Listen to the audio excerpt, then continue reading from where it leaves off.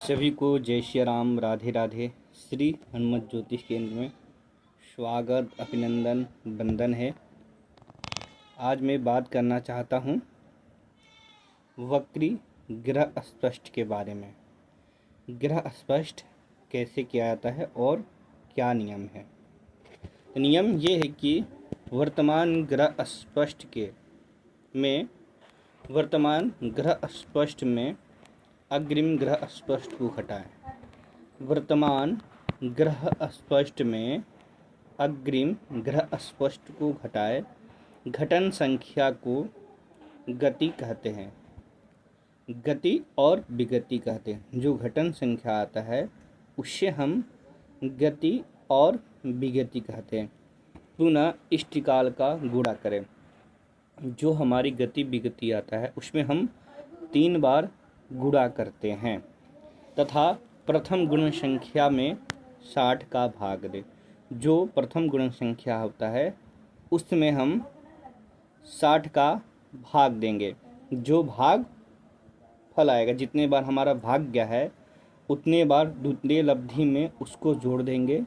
जोड़ने के बाद पुनः हम 60 से भाग देंगे। पुनः 60 के बाद जितना हमारा बार भाग गया है उतना बार तृतीय लब्धि में जोड़ देंगे। जोड़ने के बाद पुनः हम 60 से भाग देंगे। जो लब्धि लास्ट में प्राप्त होती है उसे हम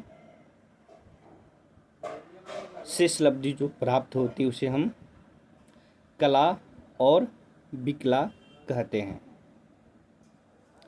प्राप्त कला विकला को वर्तमान ग्रह स्पष्ट को कला विकला में घटाएं।